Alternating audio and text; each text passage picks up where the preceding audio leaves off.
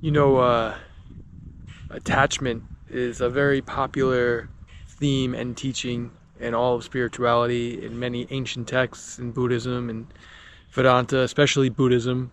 The root of all suffering is because we are attached, because we have attachments. We're suffering because we desire.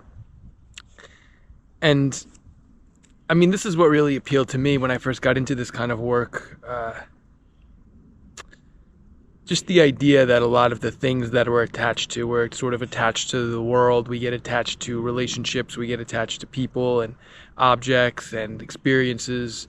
We get very overly unhealthily attached to these things. And the difficult truth is that all of these things are essentially fleeting. They're all coming and going. Nothing is really permanent. Nothing outside of our own being is stable. It all kind of fluctuates, right? It all comes and goes.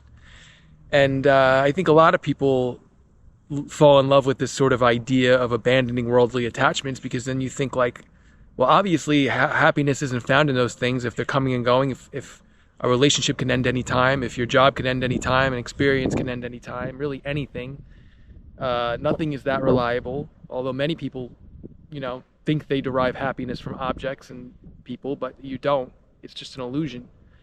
And myself and many other people, we realized this and we're like, okay, so the solution must be to abandon all of our attachments and to just live from here only, from our awareness, from our consciousness only, and to never get attached to anything.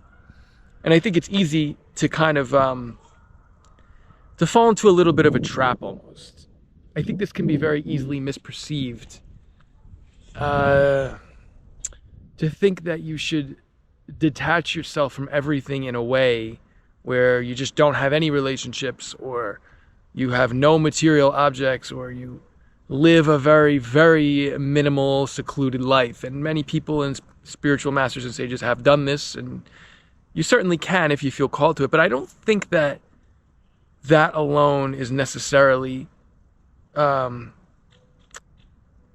what it means to abandon attachments or to detach, let's say. We'll talk about the word detach, because that's often what a lot of these teachings say. It's that you have to live from a place of detachment. And I think, like for myself, I don't remember exactly how I perceived this at the time, because this was a few years ago, but I think that the ego can sort of think that this means to kind of develop this guarded shield of you're detached. Like now you're kind of cold and distant, and you don't get too involved with people, and you don't love people, and you don't worry or care about their health or their well-being. I actually don't think, I'm realizing now, as I grow older and I'm more wise and mature, I don't think that this is necessarily the idea behind attachment. I don't think it's that I don't even think it's necessarily that you don't have attachments. I think it's more so that your relationship to them changes. I think just by simply understanding that nothing that you are attached to will ever truly really fulfill you in the long run. It might feel nice now, and it might feel good now, and you might have a very comfortable life situation, but it's never going to permanently satisfy you in any way, whatever it might be, anything of the world, anything that's outside of yourself. But that doesn't mean you have to necessarily change anything. It doesn't mean that you can't have relationships. It doesn't mean you can't love your parents and your spouse and your children and your friends. I think just by simply understanding just how fragile human relationships are, how quick human experiences are, you just gradually become detached. But it's like I always say, like, it's not so much about changing your circumstances or really necessarily changing the way that you live your life, although that happens kind of naturally. But I think it's more about understanding, and that's a lot of this sort of inner work, a lot of this spiritual work. It's not really about necessarily doing anything different. It's about your perception and your understanding changing. You might feel a lot of love towards somebody. It could be a family member, it could be somebody you're dating, and you might stop yourself from doing this. You might feel like you have to not, you might want to detach yourself from this. You're worried. Maybe you feel like you're getting too attached, and that's not good. But I think that's good to recognize that. But I think sometimes just by simply recognizing it, like that's the key. It's not necessarily that you have to try to make an effort to detach yourself from everything around you. I believe that I've learned for myself, it's that when the more like awareness alone, by like just shining the light of awareness on these things, that alone causes you to kind of detach from it. You sort of mentally detach. It doesn't mean that you don't love people around you. It doesn't mean that you don't worry or care for their well-being or their health or love your role in life and your job. And you can have attachments to these things. But I think it's about understanding just simply that no matter what it is, it's never, the answers are never going to truly lie in these things. And just by simply realizing that, just by having, like, that's what spiritual awakening really is. And just by realizing that alone, everything sort of unfolds the way it needs to. You don't have to worry about doing anything. Like, I remember, like, I was like trying really hard, I think, to make sure that I didn't get too involved in anybody. And that I was living, I still do live a somewhat reclusive life, although it's a lot better now. There was a period of time where it was very, very solitary and reclusive when I got very heavy into the spiritual work. And many people and many great sages and spiritual masters have gone through periods of time where they did this, where they lived out in the woods by themselves and they didn't have any attachment at all to anything. They very, very minimal life. They didn't own anything.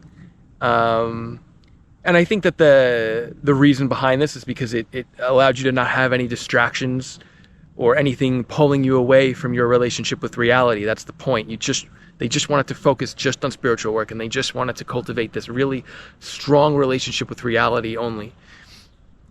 And I could see how that could be helpful, although but I don't think that you necessarily have to do that, and I don't think that can last forever.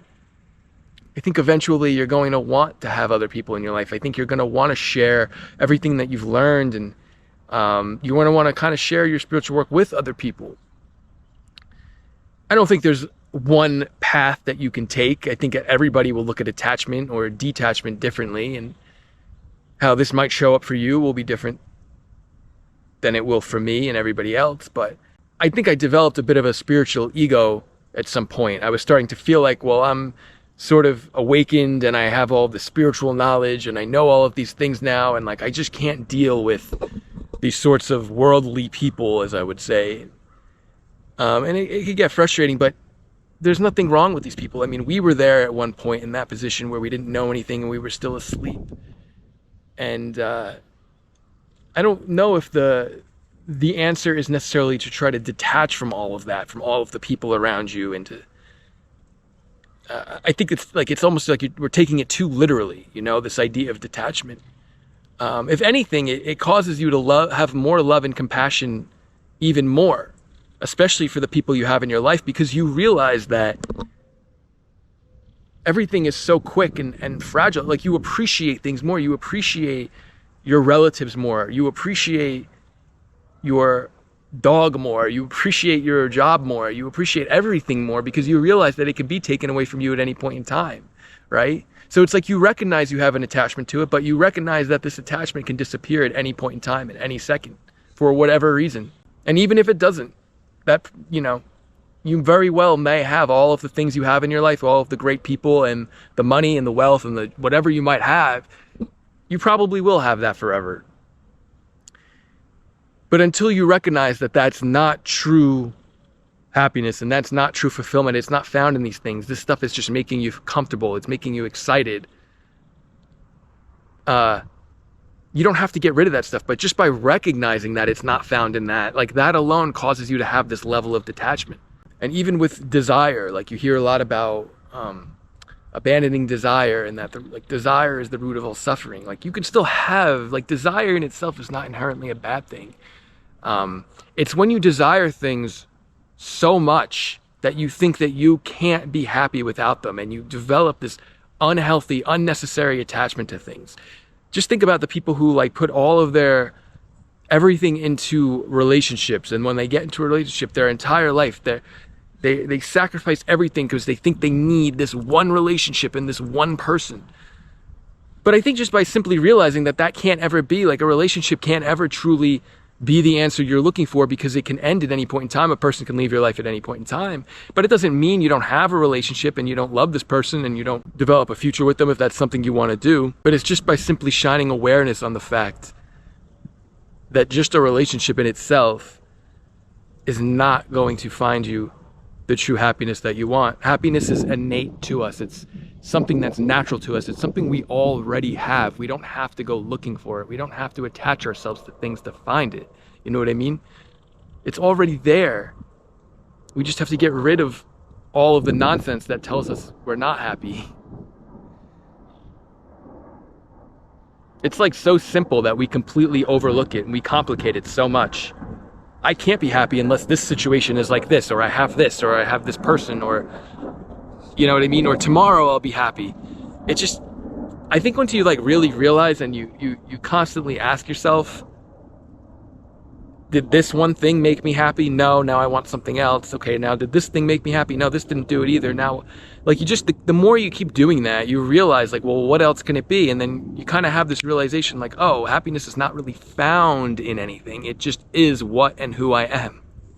So don't worry so much about detaching yourself from everything. Although these certain teachings and even the quotes that I post on YouTube, so they can be taken very literally, and it's really important to not take any of this stuff, including anything I say, too literally.